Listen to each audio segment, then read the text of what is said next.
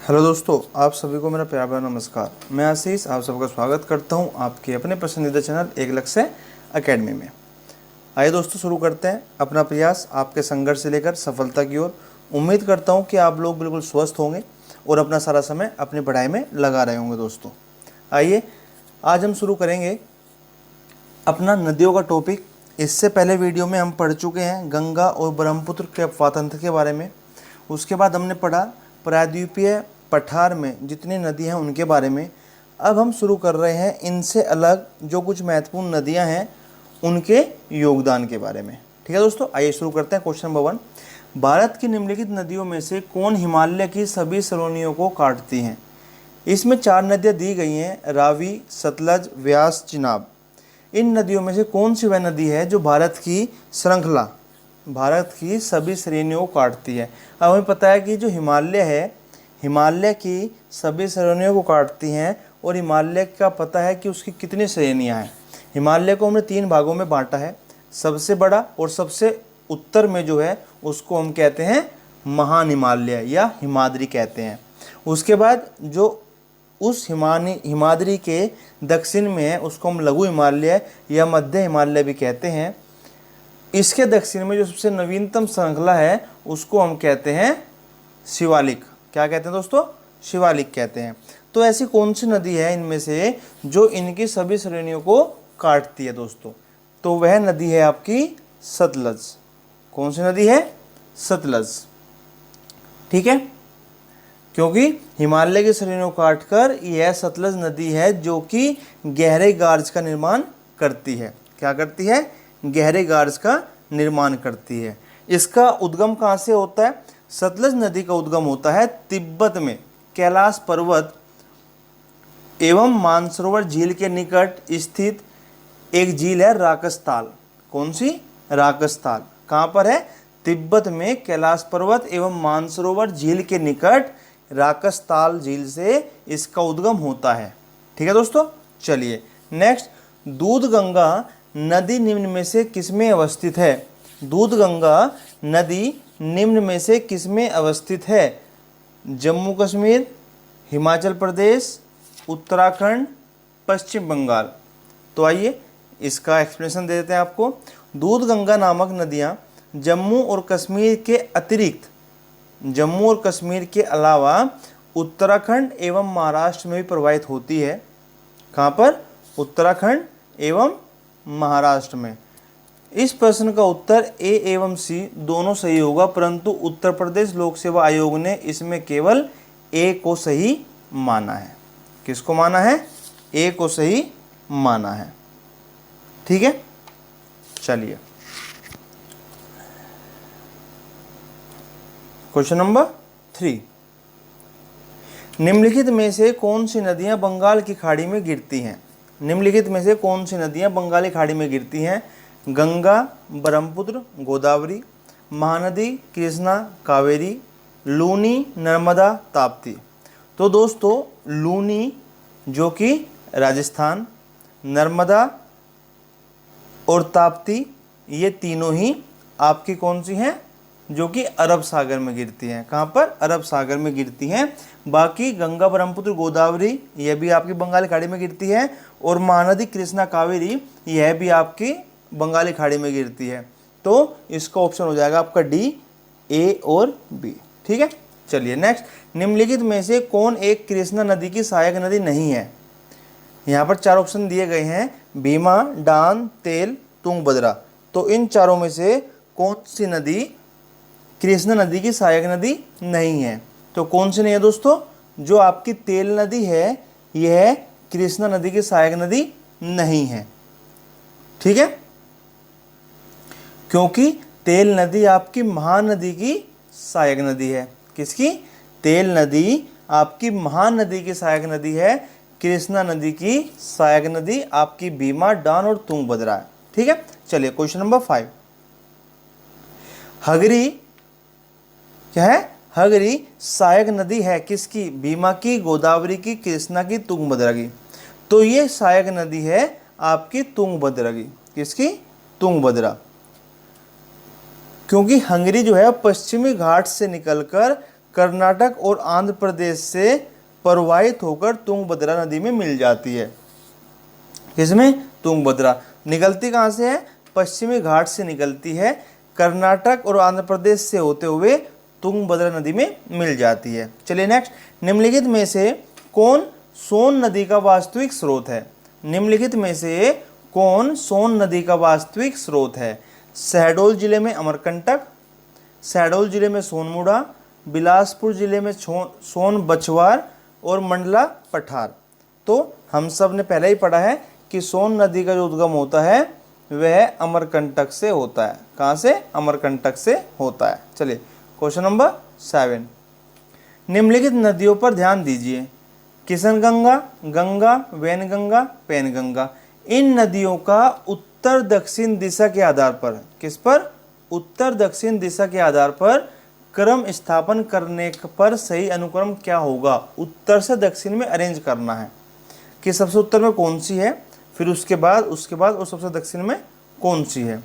तो इसका जो आप क्रम बताएंगे वह होगा पहले नंबर पे किशनगंगा जो सबसे उत्तर में है, उसके बाद गंगा नदी, फिर वैनगंगा और फिर पैनगंगा। ठीक है, तो ये इसका सही क्रम होगा दोस्तों। तो इसका ऑप्शन आपका हो जाएगा ए, क्योंकि ये आपके क्रम में ही लिखी हुई हैं। नेक्स्ट, हिमाचल प्रदेश से होकर बहने वाली नदियां कौन सी हैं? हिमाचल प्रदेश से होकर बहने वाली नदियां कौन सी है? व्यास और चेनाब, व्यास और रावी, चेनाब रावी सतलज, व्यास चेनाब रावी सतलज और यमुना। बताइए कौन सी हैं?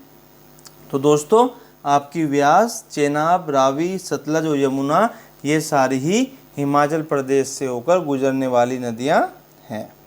ठीक है, देखो भाई ए भी ठीक है, क्यों? क्योंकि व्यास और चेनाब है, व्यास और रावी यह भी है, चेनाब रावी सतलज यह भी है। लेकिन जब आखिरी ऑप्शन में सारे नाम एक साथ, इसका मतलब आखिरी ऑप्शन सही होगा। ठीक है ना। चलिए क्वेश्चन नंबर 9, इस चित्र में आपको 4 न्यूमेरिकल दिए हैं 1 2 3 4। ठीक है, ऊपर आप बाउंड्री देख रहे हैं, नेपाल की बाउंड्री है। चलिए इसमें 4 नदी आपको दी गई हैं, कोसी, गोमती, घाघरा, गंडक। कौन सी? कोसी, गोमती, घाघरा, गंडक और तीस्ता। ठीक, अब हमें बताना है कि 1 नंबर पे कौन सी है, 2 पे कौन सी है, 3 पे कौन सी है और 4 पे कौन सी है। तो दोस्तों अगर बात करें तो 1 नंबर जो आपका ये है, ये नदी है आपकी गंडक। कौन सी है? गंडक। फिर उसके बाद है आपकी गंगा, नंबर 2 पे गंगा, 3 पे गोमती और 4 पे घाघरा। तो कौन सी हो गई? गंडक, गंगा, गोमती, घाघरा। दैट मीन्स आपका ऑप्शन सी इसका करेक्ट आंसर होगा। ठीक है, चलिए क्वेश्चन नंबर 10, 2 सूची दी गई है, एक तरफ दोआब है। क्या है? एक तरफ दोआब है और एक तरफ नदियां हैं। ठीक है, तो हमें बताना है कि कौन सा दोआब कौन सी नदियों के मध्य में स्थित है। पहला है बीस्ट दोआब, फिर बारी दोआब, रचना दोआब, चाच दोआब। नदियां रावी और चिनाब, रावी और व्यास, व्यास और सतलज, चिनाब और झेलम। तो कौन सी नदियां हैं दोस्तों? बीस्ट दोआब बनता है आपका व्यास तथा सतलज के मध्य। कहाँ पर? बीस्ट दोआब व्यास और सतलज के मध्य। बारी दोआब बनता है आपका रावी और व्यास के मध्य। बारी दोआब बनता है रावी और व्यास के मध्य। रचना दोआब बनता है रावी और चिनाब के मध्य। किसके? रावी और चिनाब के मध्य। उसके बाद जो आपका चाच दोआब है, क्या है? चाच, यह बनता है चिनाब और झेलम के मध्य। तो इसमें क्वेश्चन आंसर आपका हो जाएगा A3B2 A3B2C1 A3B2C1D4 A3B2C1D4। तो आप ऑप्शन कौन सा हो जाएगा? ऑप्शन आपका हो जाएगा ए। ठीक है, बीस दोआब आपका व्यास और सतलज के मध्य, बारी दोआब रावी और व्यास के मध्य, रचना दोआब ये आपका हो जाएगा रावी और चिनाब के मध्य, और चाच दोआब हो जाएगा चिनाब और झेलम के मध्य। इसको अगर आप चाहें तो 1-2 ट्रिक से भी याद कर सकते हैं। वारी दोआब मतलब कि व्यास का व और रावी का री लिया हुआ उन्होंने। ठीक है, तो इस तरह से रचना, रावी और चिनाब। ठीक है दोस्तों, चलिए क्वेश्चन नंबर 11। निम्न नहरों में से किसे दामोदर नदी से निकाला गया है? कौन सी नहर है जो दामोदर नदी से निकाली गई है? सरहिंद नहर, एडन नहर, बीस्ट दोआब नहर, ईस्टर्न ग्रे नहर, बताइए। तो दोस्तों नहर का नाम है एडन नहर, और इस एडन नहर को दामोदर नदी से निकाला गया था 1938 में। कब? 1938 में एडन नहर को दामोदर नदी से निकाला गया था। चलिए, और यह लगभग 65 किलोमीटर लंबी है। कितनी? 65 किलोमीटर लंबी है। दामोदर किसकी सहायक नदी है? गंगा, पद्मा, हुगली, सुवर्णरेखा। दामोदर किसकी सहायक नदी है? गंगा, हुगली, पद्मा, सुवर्णरेखा। तो हम सब जानते हैं कि गंगा जो दामोदर है वह हुगली की सहायक नदी है। चलिए नेक्स्ट 13। राजरप्पा क्या है? राजरप्पा किन नदियों के संगम पर अवस्थित है? राजरप्पा किन नदियों के संगम पर स्थित है? ठीक है, राजरप्पा है क्या? एक शक्तिपीठ है। क्या है? शक्तिपीठ, जो कि रांची से 80 किलोमीटर दूर रामगढ़ चित्रापुर रोड पर, कहाँ पर? रांची से 80 किलोमीटर दूर रामगढ़ चित्रापुर रोड पर स्थित है, और यह एक शक्तिपीठ है। ठीक है, और राजरप्पा दामोदर और भैरवी या भेरा नदियों के संगम पर अवस्थित है। दामोदर और भेरा या भैरवी नदियों के संगम पर स्थित है। यहाँ स्थित छिन्नमस्तिका मंदिर एक बहुत प्रसिद्ध और हिंदू तीर्थ स्थल का एक प्रमुख स्थान है। ठीक है दोस्तों, तो यहाँ पर आपका ऑप्शन हो जाएगा दामोदर और भेरा, और भेरा को आप भैरवी भी कहते हैं। तो राजरप्पा किन नदियों के संगम पर अवस्थित है? दामोदर और भेरा। नेक्स्ट, पूर्व की ओर बहने वाली भारत की निम्नलिखित नदियों में से किस एक ने निम्नावलन, जिसको आप डाउन वार्पिंग कहते हैं, के कारण विभ्रंश घाटी है? पूर्व की ओर बहने वाली भारत की निम्नलिखित नदियों में से किस एक में निम्नावलन के कारण विभ्रंश घाटी है? हमने पढ़ा था कि जो पश्चिम की ओर बहती हैं, जैसे कि आपका नर्मदा हो गई, ताप्ती हो गई, ये नदियां हैं, या माही हो गई, कि ये नदियां भ्रंश घाटी से निकलती हैं। तो अब ये कह रहा है कि जो पूर्व की ओर बहने वाली है उनमें से कौन सी एक नदी है? दामोदर, महानदी, सोन, यमुना। तो कौन सी नदी है दोस्तों इसमें? दामोदर नदी। दामोदर नदी एक विभ्रंश घाटी है। क्या है? विभ्रंश घाटी। चलिए नेक्स्ट 15। निम्न नदियों में से कौन सर्वाधिक प्रदूषित है? निम्न नदियों में से कौन सर्वाधिक प्रदूषित है? गोमती, पेरियार, दामोदर, महानदी। गोमती, पेरियार, दामोदर, महानदी। तो दोस्तों दामोदर नदी ही सबसे ज़्यादा प्रदूषित है। निम्नलिखित में से कौन भूमि बंधित नदी है? निम्नलिखित में से कौन भूमि बंधित नदी है? तो दोस्तों लूनी नदी, जो कि अजमेर के दक्षिण पश्चिम में अरावली श्रेणी से निकलती है, वह 320 किलोमीटर तक प्रवाहित होने के बाद कच्छ का रन के दलदली क्षेत्र में विलुप्त हो जाती है। इतने इसका संपर्क समुद्र से नहीं हो पाता, इसलिए लूनी आपकी भूमि बंधित नदी है। ठीक है, तो आपको पता था कि जो कच्छ का दलदली इलाका है यह उसमें जाकर समा जाती है, और यह किसी सागर में, किसी घाटी में, किसी समुद्र में जाकर नहीं मिलती, तो इसलिए यह भूमि बंधित नदी है। ठीक है, चलिए क्वेश्चन नंबर 17।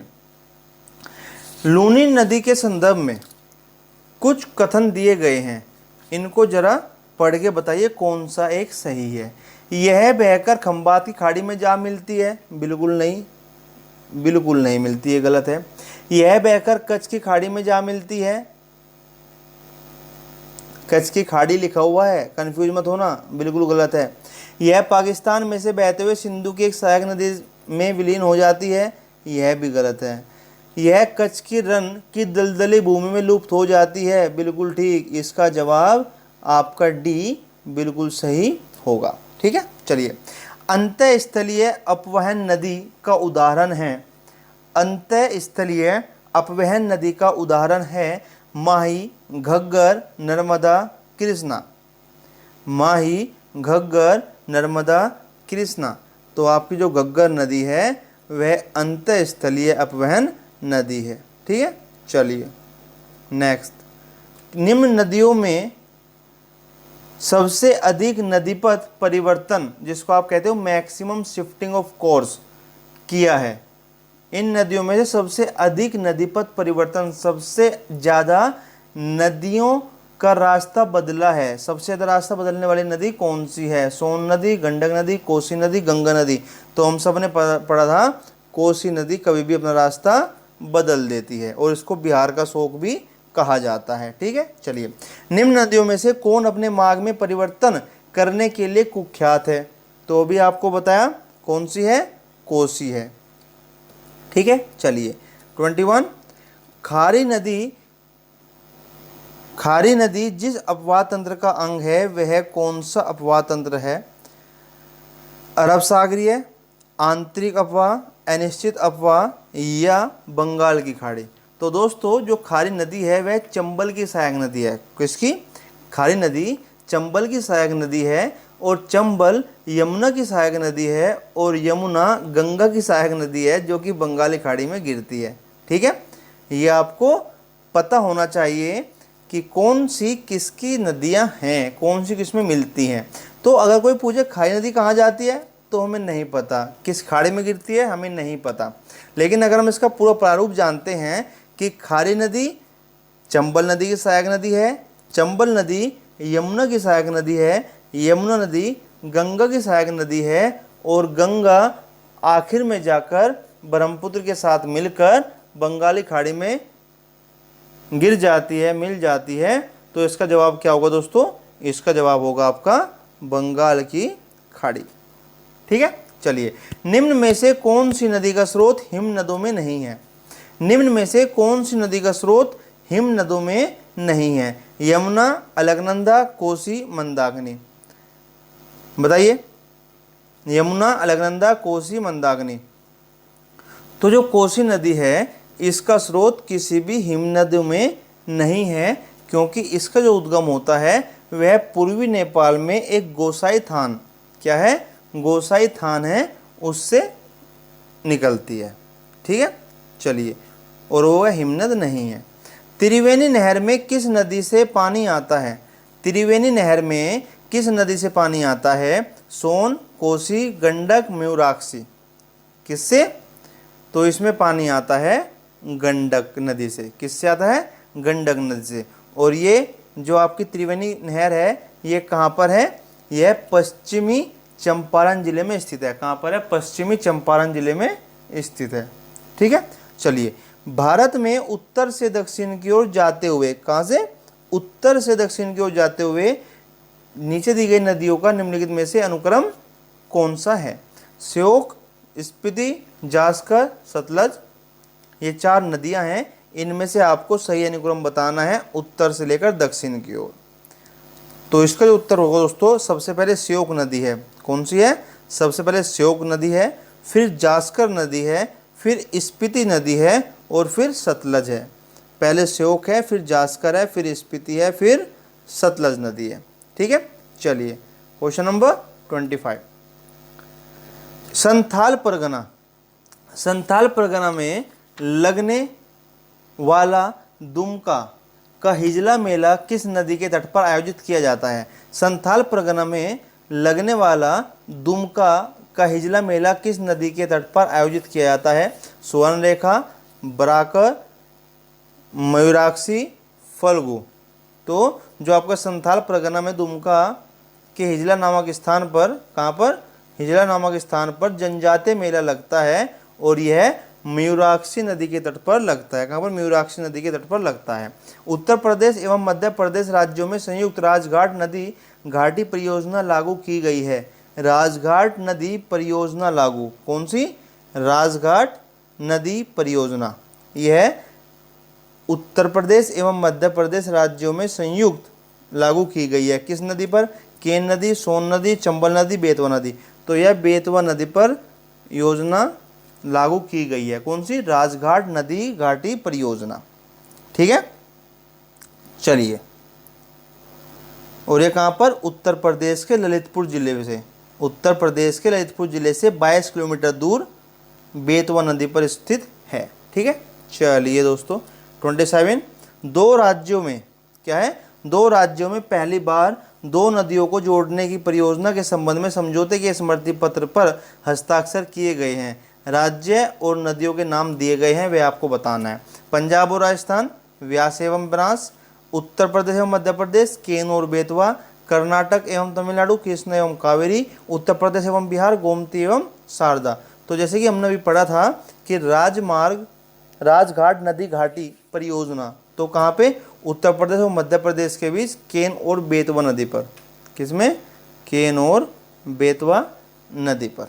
ठीक है, चलिए क्वेश्चन नंबर 27, निम्नलिखित बांधों में से कौन बेतवा नदी पर बनाया गया, तो कौन सा बनाया गया, राजघाट बांध। कौन सा, राजघाट बांध। ठीक है, नेक्स्ट, एक तरफ सहायक नदी एक तरफ मुख्य नदी, कौन सी नदी किसकी सहायक नदी है बताना है। चंबल, सोन, मानस। तो चंबल किसकी है आपको पता है, यमुना की।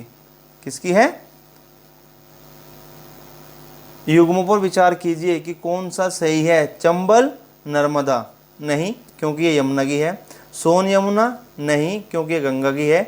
मानस ब्रह्मपुत्र, हाँ ये बिल्कुल ठीक है, मानस ब्रह्मपुत्र की सहायक नदी है। तो केवल आपका तीसरा सही है, इसका मतलब ऑप्शन डी आपका सही हो जाएगा। चलिए 30, इसमें कथन दिए हुए हैं। पहला, काली नदी भारत के दक्षिणी भाग में पूर्व की ओर बहने वाली नदी है। क्या ऐसा है, नहीं है। काली नदी पश्चिमी घाट पर्वतीय क्षेत्र में स्थित उत्तर कन्नड़ के डिग्गी गांव से उद्गमित होकर चाप के आकार में पश्चिम की ओर प्रवाहित होकर अरब सागर में मिल जाती है। तो पहला तो गलत हो गया। ठीक है, दूसरा, दक्कन पठार अपने पश्चिम किनारे पर उच्चता पर है और पूर्व में बंगाली खाड़ी की दिशा में उसकी मंद प्रवणता है। दक्कन पठार अपने पश्चिम किनारे पर, कहाँ पर है, पश्चिमी किनारे पर उच्चता पर है, ऊंचाई पर है और पूर्व में बंगाली खाड़ी की दिशा में उसकी मंद प्रवणता है। तो ये बिल्कुल सही है दोस्तों। तो इसमें आपका ए गलत है और आर सही है, इसका मतलब आपका इसमें ऑप्शन डी ठीक है। चलिए नेक्स्ट, भारत की किस नदी पर विश्व का सबसे ऊंचा पुल बनाया जा रहा है। चिनाब, सतलज, झेलम, व्यास। चिनाब, सतलज, झेलम, व्यास। तो चिनाब पर सबसे ऊंचा पुल बनाया जा रहा है। नेक्स्ट, महात्मा गांधी सेतु स्थित है कहाँ पर, बिहार, उत्तर प्रदेश, मध्य प्रदेश, आंध्र प्रदेश। तो महात्मा गांधी सेतु दोस्तों बिहार में स्थित है और यह पटना से हाजीपुर को जोड़ने के लिए गंगा नदी पर निर्मित किया गया था। ठीक है, और इसको औपचारिक रूप से 1982 में खोला गया था। तो महात्मा गांधी सेतु बिहार में पटना से हाजीपुर को जोड़ने के लिए गंगा नदी पर बनाया गया है। किस नदी पर, सवाल यह भी आ सकता है किस नदी पर है, तो गंगा नदी पर है। ठीक है, चलिए क्वेश्चन नंबर 33, निम्नलिखित में से किस नदी का उद्गम स्थल भारत में नहीं है। व्यास, चिनाब, रावी, सतलज। तो आपने पढ़ा था सतलज नदी का उद्गम स्थल भारत में नहीं है, इसका तिब्बत में कैलाश पर्वत एवं मानसरोवर झील के निकट एक झील पड़ती है राकसताल, उससे इसका उद्गम स्थल है। ठीक है, चलिए नेक्स्ट, कपिली जिसकी सहायक नदी है वह कौन सी नदी है। कपिली किसकी सहायक नदी है, तो आपको बता दें कपिली कामरूप नगर। ठीक है, कपिली नदी ब्रह्मपुत्र की सहायक नदी है और कामरूप नगर इसी नदी पर अवस्थित है। कौन सा, कामरूप नगर कपिली पर अवस्थित है। और कपिली किसकी, यह ब्रह्मपुत्र नदी की सहायक नदी है। चलिए 35, सूची दी गई है दोस्तों, एक तरफ नदी एक तरफ उसकी सहायक नदी, सुमेल करना है। गंगा, गोदावरी, कृष्णा,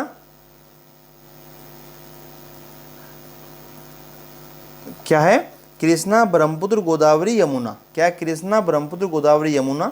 इसकी सहायक नदियाँ चंबल, इंद्रावती, तीस्ता, भीमा। ठीक है, तो कृष्णा की आप सब जानते हैं, कृष्णा की सहायक नदी है भीमा, ब्रह्मपुत्र की सहायक नदी है तीस्ता और आपकी जो गोदावरी है, गोदावरी की सहायक नदी है इंद्रावती और यमुना की है चंबल। ठीक है, तो ये आपका ऑप्शन हो गया इसमें A4, B3, C2, D1। A4, B3, C2D1, इसका मतलब आपका ऑप्शन ए इसके लिए बिल्कुल करेक्ट होगा।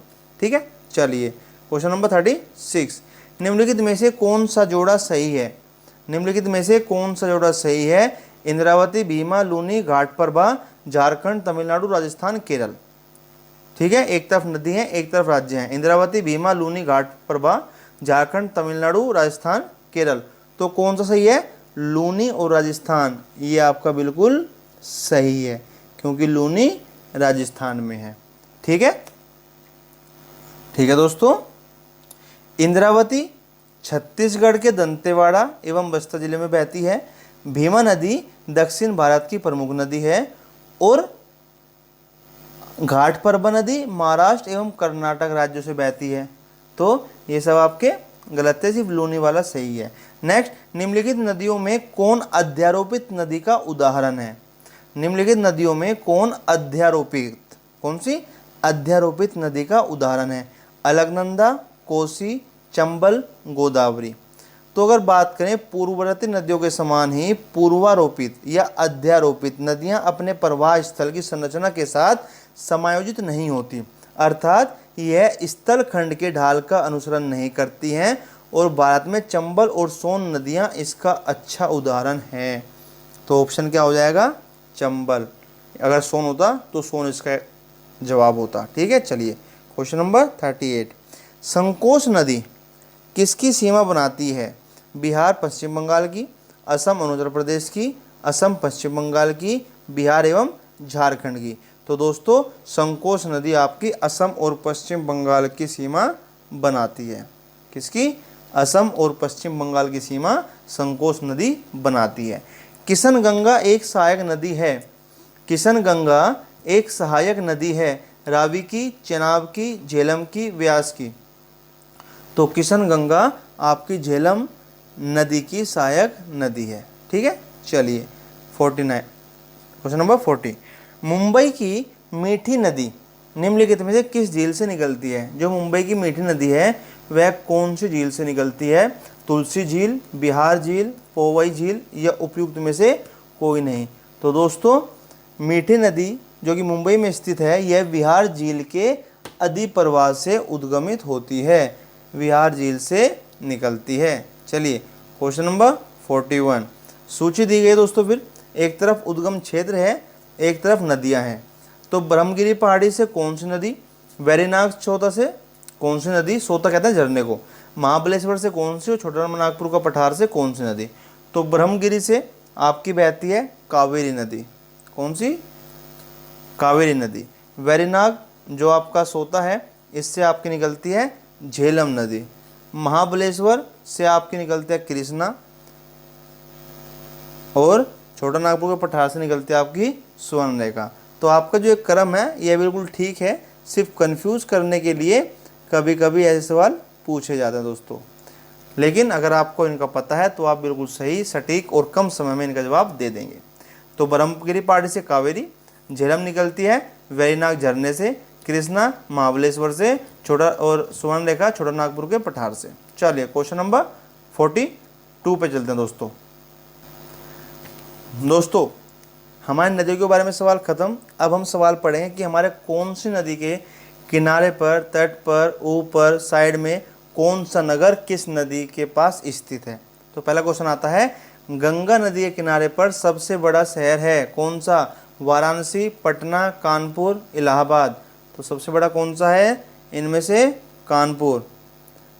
कानपुर सबसे बड़ा है, उसके बाद पटना, उसके बाद वाराणसी, उसके बाद इलाहाबाद।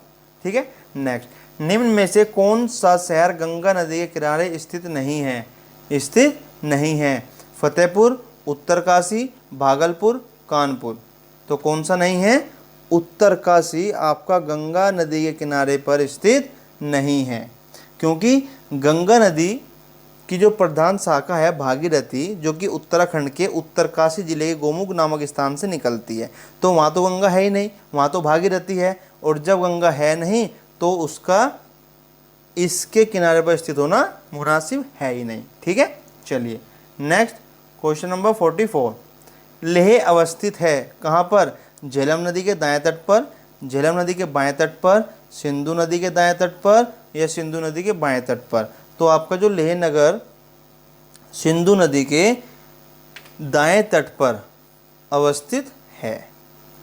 कहाँ पर है? सिंधु नदी के दाएं तट पर अवस्थित है। ठीक है, चलिए नेक्स्ट, निम्नलिखित में से कौन एक सुमेलित नहीं है? कौन एक सुमेलित नहीं है?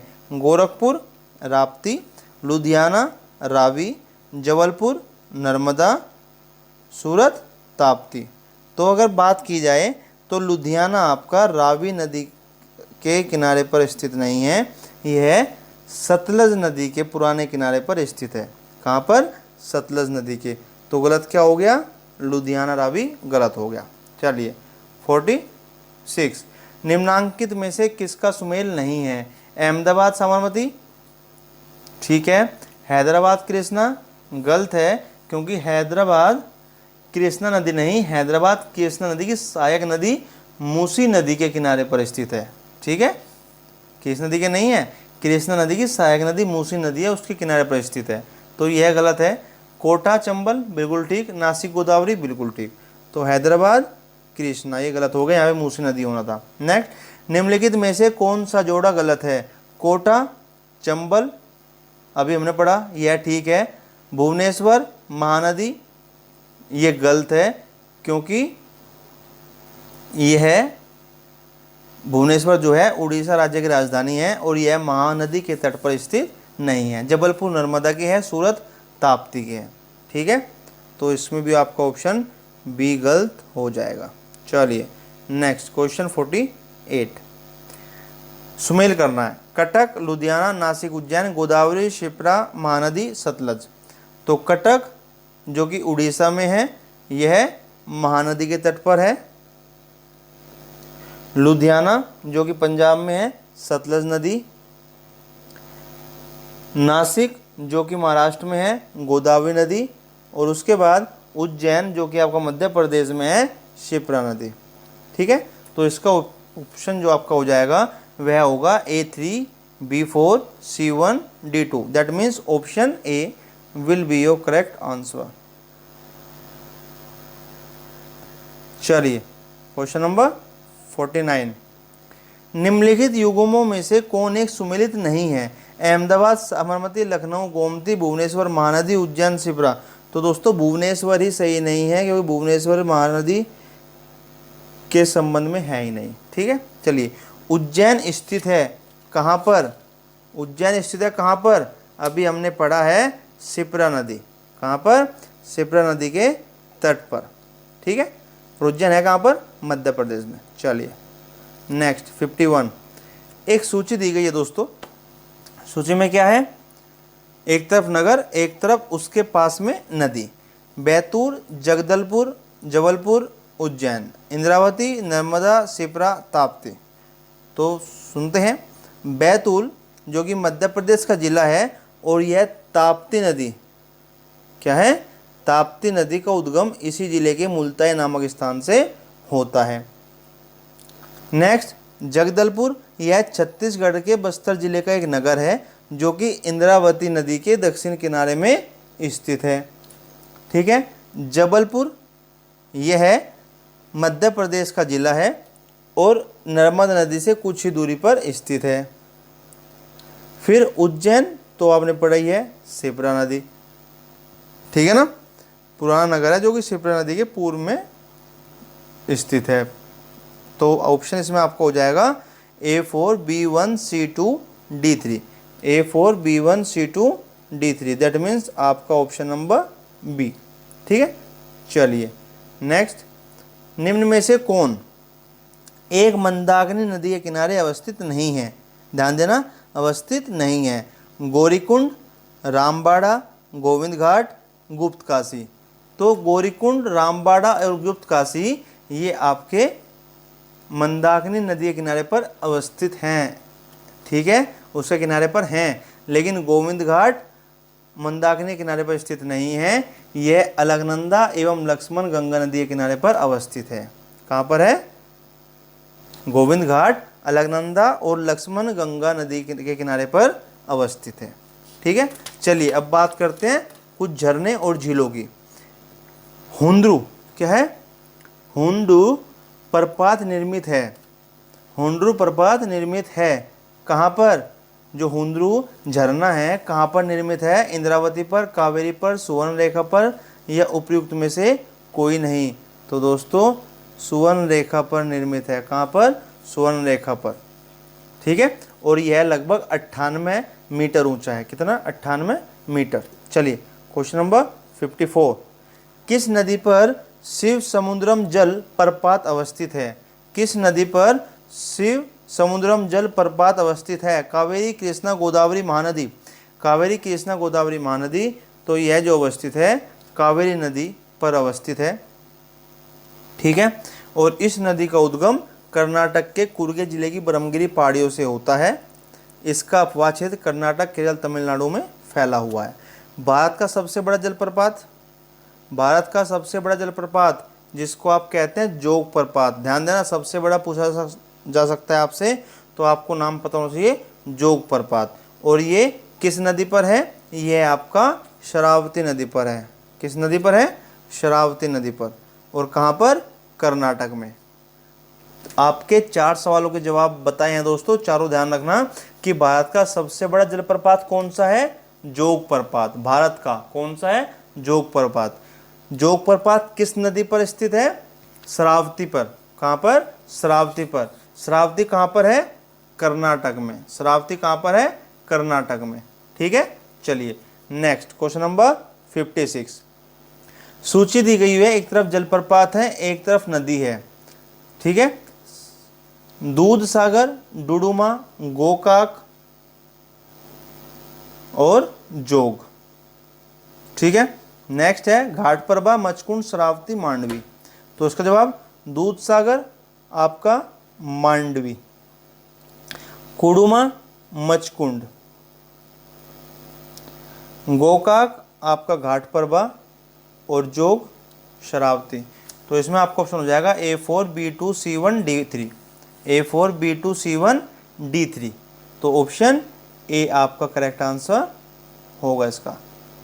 ठीक है, चलिए नेक्स्ट क्वेश्चन नंबर 57 पे चलते हैं। निम्नलिखित में से कौन से युग्म सुमेलित हैं, एक तरफ जल प्रपात है, एक तरफ नदी है। कपिल धारा प्रपात, जोग प्रपात, शिव समुद्रम प्रपात। गोदावरी, शरावती, कावेरी। तो दोस्तों कपिल धारा प्रपात की बात करें तो ये है आपका नर्मदा नदी पर। कहाँ पर, नर्मदा नदी पर। जो कि यहाँ पर क्या दिया है, गोदावरी, तो ये गलत है। जोग प्रपात शरावती बिल्कुल ठीक है। शिव समुद्रम कावेरी, यह भी आपका बिल्कुल ठीक है। तो इसमें आपका 2 और 3 ठीक है। इसका मतलब ऑप्शन बी आपका करेक्ट आंसर हो जाएगा। कपिल धारा प्रपात गोदावरी पर नहीं है, पता होना चाहिए। ये आपका नर्मदा नदी पर है। कहाँ पर है, नर्मदा नदी पर। चलिए 58, निम्नलिखित युग्मों में से कौन सुमेलित नहीं है। शिव समुद्रम प्रपात कावेरी सही है। चूलिया प्रपात चंबल सही है। जोग प्रपात कृष्णा गलत है, ये कृष्णा नहीं है, शरावती नदी है। ठीक है, धुआं धार प्रपात नर्मदा बिल्कुल ठीक है। तो इसमें आपका ऑप्शन सी आप लोग टिक करेंगे क्योंकि यह गलत है। ठीक है, चलिए निम्नलिखित में से कौन से जलप्रपात नदी युग्म सम्मिलित नहीं है। हुंडरू सुवर्ण रेखा बिल्कुल ठीक है। जोना राडू बिल्कुल ठीक है। दसोंग कांची बिल्कुल ठीक है। लोध बराकर यह गलत है क्योंकि यह लोध जलप्रपात जो आपका है यह बूढ़ा नदी पर स्थित है। कहाँ पर है, बूढ़ा नदी, न कि बराकर नदी पर। और ये कहाँ पर है, यह झारखंड के लातेहार जिले में। कहाँ पर है, झारखंड के लातेहार जिले में स्थित है। किस नदी पर, बूढ़ा नदी पर। ठीक है दोस्तों, चलिए क्वेश्चन नंबर 60, झारखंड का सबसे ऊंचा जलप्रपात कौन सा है। झारखंड का सबसे ऊंचा जलप्रपात कौन सा है, बूढ़ा घाघ। कौन सा दोस्तों, बूढ़ा घाघ। कहाँ का है, झारखंड का। ठीक है, कहाँ का है, झारखंड का। कहाँ, किस नदी पर स्थित है, बूढ़ा नदी। इसको किस नाम से जाना जाता है, लोध जलप्रपात। तो लोध जलप्रपात को ही बूढ़ा घाघ भी कहते हैं। और यह आपका लातेहार जिले में बूढ़ा नदी पर स्थित है और ये कहाँ पर है, झारखंड में। ठीक है, चलिए नेक्स्ट क्वेश्चन। भारत के किस जलप्रपात को लोकप्रिय रूप से नियाग्रा जलप्रपात के तौर पर जाना जाता है? भारत के किस जलप्रपात को लोकप्रिय रूप से नियाग्रा जलप्रपात के तौर पर जाना जाता है? बरकाना प्रपात, चित्रकूट प्रपात, रजत प्रपात, केवटी प्रपात। बरकाना प्रपात, चित्रकूट प्रपात, रजत प्रपात, केवटी प्रपात। तो किस नाम से? चित्रकूट प्रपात को नियाग्रा जलप्रपात के तौर पर जाना जाता है। चित्रकूट जलप्रपात कहाँ पर है? यह छत्तीसगढ़ राज्य के बस्तर जिले में जगदलपुर के पास स्थित है। किस नदी पर है? इंद्रावती नदी पर। किस नदी पर है? इंद्रावती। और इसे भारत का नियाग्रा फॉल, भारत का नियाग्रा जलप्रपात कहा जाता है। किसको? चित्रकूट को। कहाँ पर है? छत्तीसगढ़ के बस्तर जिले में। और किस नदी पर अवस्थित है? इंद्रावती नदी पर। ठीक है दोस्तों, याद रखना। Next question. भारत के निम्न जलप्रपातों में से कौन गोवा में स्थित है? धुआंधार प्रपात, दूधसागर प्रपात, नोखालिकई प्रपात या लैंड सिंह प्रपात। तो जो आपका दूधसागर प्रपात है यह गोवा में स्थित है। ठीक है, और यह कौन सी नदी पर अवस्थित है? यह आपका मांडवी नदी। मांडवी नदी कहाँ पर है? गोवा और कर्नाटक की सीमा पर है। 3 सवाल क्लियर हुए एक सवाल से। गोवा में कौन सा जलप्रपात है? दूधसागर प्रपात। किस नदी पर है? मांडवी नदी। मांडवी नदी कहाँ पर है? यह आपकी गोवा और कर्नाटक के सीमा पर स्थित है। गोवा और कर्नाटक की सीमा पर स्थित है मांडवी नदी, और इस पर दूधसागर प्रपात बना हुआ है। चलिए नेक्स्ट। भेड़ा घाट पर कौन सा जलप्रपात स्थित है? भेड़ा घाट, धुआंधार, दूधधारा, कपिलधारा, चचाई। तो जो आपका धुआंधार जलप्रपात है यह भेड़ा घाट पर स्थित है। कहाँ पर? भेड़ा घाट पर। कहाँ पर? मध्य प्रदेश में। ठीक है, और इसकी ऊंचाई 30 मीटर है। और यह किस नदी पर है? नर्मदा नदी पर। तो सवाल हो गए 5। भेड़ा घाट, भेड़ा घाट पर कौन सा जलप्रपात स्थित है? धुआंधार। किस जगह पर है? मध्य प्रदेश में। किस नदी पर है? नर्मदा नदी में। नर्मदा नदी पर। ऊंचाई 30 मीटर। ठीक है, चलिए नेक्स्ट क्वेश्चन 64। भारत के निम्न झरनों में सर्वाधिक ऊंचाई वाला कौन सा झरना है? बर्चीपानी झरना, जोग झरना, मीनमटी झरना, कुचिकल झरना। तो इसको आप सुनिए। विश्व जलप्रपात डाटाबेस की वर्तमान स्थिति के अनुसार भारत का सबसे ऊंचा जलप्रपात नोकालिकई कौन सा है? नोकालिकई, जो कि मेघालय में है। नोकालिकई। अनेक आधिकारिक भारतीय स्रोतों में अभी भी भारत का सर्वाधिक ऊंचा जलप्रपात कुचिकल प्रदर्शित है। विगत वर्ष जो पीछे पेपर हुए हैं तो लोक सेवा आयोग ने भारत का सबसे ऊंचा जलप्रपात कुचिकल को ही माना गया है। तो इसमें ऑप्शन क्या होगा आपका? कुचिकल। लेकिन जो डाटाबेस आया है वह ऑप्शन इसमें नहीं है। कौन सा? नोकालिकई। कौन सा? नोकालिकई। कहाँ पर है? मेघालय में। तो याद रखना इस चीज़ को। आपको कंफ्यूज करने के लिए पूछा जा सकता है, तो उस समय आपको जो सही लगे वह आप उस पर टिक कर सकते हैं। अगर उसमें कुचिकल नहीं है तो आप नोकालिकई पे ही टिक करेंगे। ठीक है, चलिए नेक्स्ट। निम्नलिखित में से कुचिकल जलप्रपात की सही ऊंचाई कौन सी है? 335, 37, 399, 455। तो 455 मीटर ऊंचा यह झरना है। कितना ऊंचा है? 455 मीटर। और इसके अनुसार, यह किसके अनुसार है? जो विश्व जलप्रपात द्वारा बेस है उसके अनुसार इसकी ऊंचाई 455 मीटर बताई गई है। Question number 66। चित्रकूट जलप्रपात कहाँ पर है? चित्रकूट में, बस्तर में, जबलपुर में, बांद्रा में। तो यह आपका है बस्तर में। कहाँ पर है?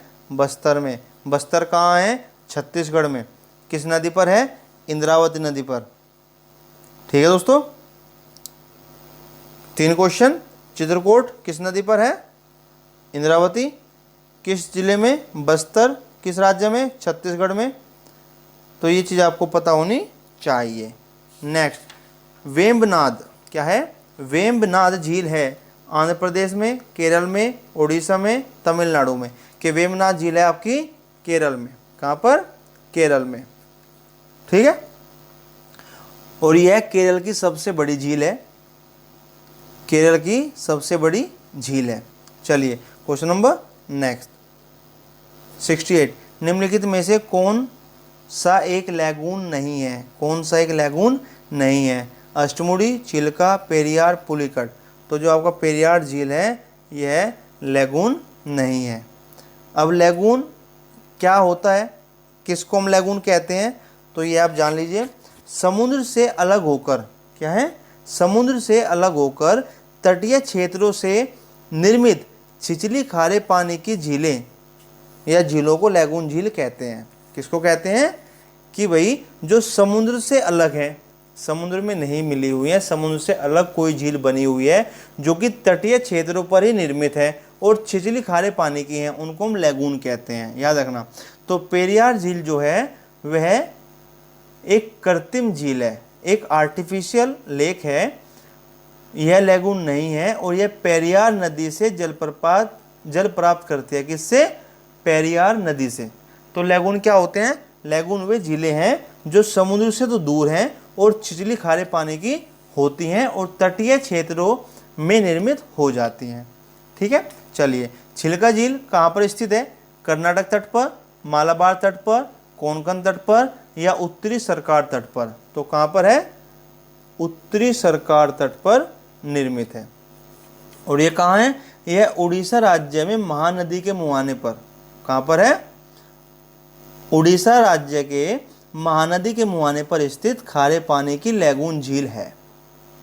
ठीक है, चलिए नेक्स्ट क्वेश्चन नंबर 70, निम्नलिखित में से कौन सी जोड़ी, निम्नलिखित में कौन सी जोड़ी झील एवं राज्य सुमेलित है? लोकटक मणिपुर, उदयसागर आंध्र प्रदेश, डिंडवाना हरियाणा, कोलेरू ओडिशा। तो कौन सी है? सिर्फ लोकटक मणिपुर की जो लोकटक झील है वह मणिपुर राज्य में अवस्थित है। ठीक है, और आपकी जो डिंडवाना और उदयसागर है ये आपके राजस्थान में है और जो कोलेरू है वह आंध्र प्रदेश में है। याद रखना, उदयसागर और डिंडवाना कहाँ है? राजस्थान में। कहाँ है?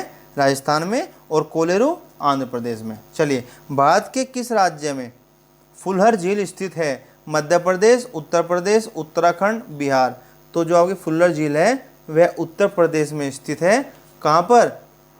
और इसकी जो उत्पत्ति हुई किससे हुई? गोमती नदी से। कहाँ पर स्थित है? पीलीभीत जिले में। ठीक है, कहाँ पर? पीलीभीत जिले में है। किस नदी से उत्पत्ति हुई? गोमती नदी से। किस राज्य में है? उत्तर प्रदेश में। चलिए क्वेश्चन नंबर 72, निम्नलिखित में से कौन सुमेलित नहीं है? वेमनाथ केरल, बिल्कुल ठीक है। पुलिकट आंध्र प्रदेश, बिल्कुल ठीक है। लोकटक मेघालय, बिल्कुल गलत है। डल कश्मीर, सही है। तो जो आपका लोकटक है वह मेघालय न होकर इसका जवाब होगा मणिपुर। तो आपका जो ऑप्शन बी है वह आप चूज करेंगे क्योंकि इसमें सुमेलित नहीं है। नेक्स्ट, निम्न में से कौन सही सुमेलित है? लोनार, नक्की, कोलेरू, पुलिकट, मध्य प्रदेश, गुजरात, आंध्र प्रदेश, केरल। तो आपका जो बिल्कुल सही है वह कोलेरू है क्योंकि आपको बताया था कि कोलेरू आंध्र प्रदेश में है जब अभी ऑप्शन इससे पहले क्वेश्चन में कराया गया था। ठीक है, ठीक है दोस्तों। लोनार झील कहाँ है? मध्य प्रदेश में नहीं है, महाराष्ट्र में है। नक्की झील राजस्थान में है और पुलिकट झील आपकी आंध्र प्रदेश एवं तमिलनाडु की सीमा पर है। ठीक है, याद रखना। चलिए क्वेश्चन नंबर 74, भारत की निम्न झीलों में से कौन असम में अवस्थित है? तो कौन है अवस्थित? हमीरसर झील, सला झील, कोलेरू झील या चपनाला झील। तो कौन सी झील असम में अवस्थित है? चपनाला झील। कौन सी है? चपनाला झील।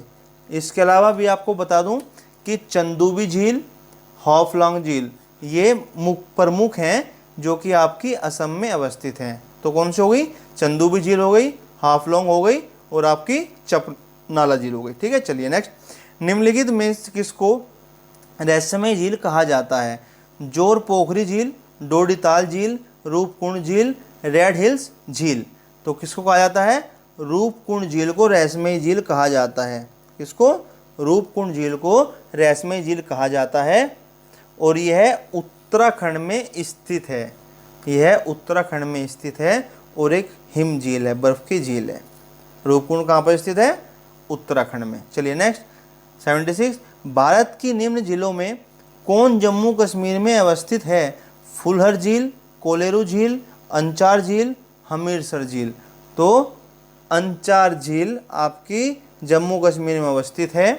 फुलहर झील आपने पढ़ा था कहाँ पर है, उत्तर प्रदेश में है। हमीरपुर झील कहाँ पर है, गुजरात में है। कोलेरू झील आंध्र प्रदेश में है। तो बचा अंचार झील कहाँ पर है, यह जम्मू कश्मीर में अवस्थित है। ठीक है, चलिए। बर्फ से ढकी झील चेपन स्थित है, सॉरी घेपन, बर्फ से ढकी झील घेपन स्थित है कहाँ पर, उत्तराखंड में, हिमाचल प्रदेश में, सिक्किम में या जम्मू एवं कश्मीर में। तो दोस्तों ये जो झील है आपकी, जो बर्फ से ढकी झील है घेपन, ये हिमाचल प्रदेश में स्थित है। कहाँ पर है, हिमाचल प्रदेश में स्थित है। ठीक है, चलिए क्वेश्चन नंबर 78। फिर एक सूची दी गई है आपको, सुमेल करना है। क्या करना है, सुमेल करना है। इसमें एक तरफ झीलें हैं, एक तरफ उनकी अवस्थिति है। तो अष्टामुड़ी, पुलिकट, रूपकुंड, सूरजकुंड, हरियाणा, केरल, तमिलनाडु, उत्तराखंड। तो अष्टामुड़ी कहाँ पर है, अष्टामुड़ी आपकी है केरल में। पुलिकट कहाँ पर है, ये आपकी है तमिलनाडु में। रूपकुंड उत्तराखंड में, सूरजकुंड हरियाणा में। तो इसमें ऑप्शन आपका हो जाएगा A2, B3, C4, D1, that means option B. क्या होगा, ऑप्शन बी। चलिए नेक्स्ट, कयाल क्या है। कयाल क्या है, एक तरह मैदान है, या गंगा डेल्टा है, दक्कन पठार की रेगड़ है, या केरल के लैगून है। तो दोस्तों ये केरल के लैगून झीलों को हम क्याल के नाम से संबोधित करते हैं। किसको, जो केरल की लैगून झील हैं इनको हम क्याल के नाम से संबोधित करते हैं। ठीक है, और इनके कुछ उदाहरण हैं, कौन कौन से, जैसे पूर्णामद क्याल, अष्टमुदी क्याल, वेम्बानाद क्याल, ये कुछ प्रमुख क्याल हैं। ठीक है, नेक्स्ट क्वेश्चन नंबर 80। निम्नलिखित में से कौन सी एक कृत्रिम झील है, कोडाईकनाल, कोल्लेरू, नैनीताल, रेणुका। तो कौन सी है दोस्तों, तो जो आपकी कोडाईकनाल है यह तमिलनाडु की कृत्रिम झील है। क्या है, कृत्रिम झील। कहाँ पर है, तमिलनाडु के डिंडीगुल जिले के कोडाईकनाल शहर में स्थित है। ठीक है, कोडाईकनाल शहर में ही है, तमिलनाडु के डिंडीगुल जिले में है, और मानव द्वारा निर्मित है, इसलिए इसको कृत्रिम झील कहते हैं। ठीक है दोस्तों, सो ये थे हमारे कुछ इंपॉर्टेंट क्वेश्चन, जिसमें कि हमने प्रपात के बारे में पढ़ा, झीलों के बारे में जाना, नगरों के बारे में जाना, और बाकी बची हुई नदियों के बारे में जाना। सो दोस्तों साथ बने रहने के लिए आपका बहुत बहुत धन्यवाद। उम्मीद करता हूँ कि आपको ये मैटर बहुत अच्छा लग रहा होगा, सीखने को बहुत कुछ मिल रहा होगा। तो साथ बने रहिए, साथ लगे रहिए, सफलता की ओर बढ़ते रहिए। अगली वीडियो तक के लिए नमस्कार, धन्यवाद, राम राम दोस्तों।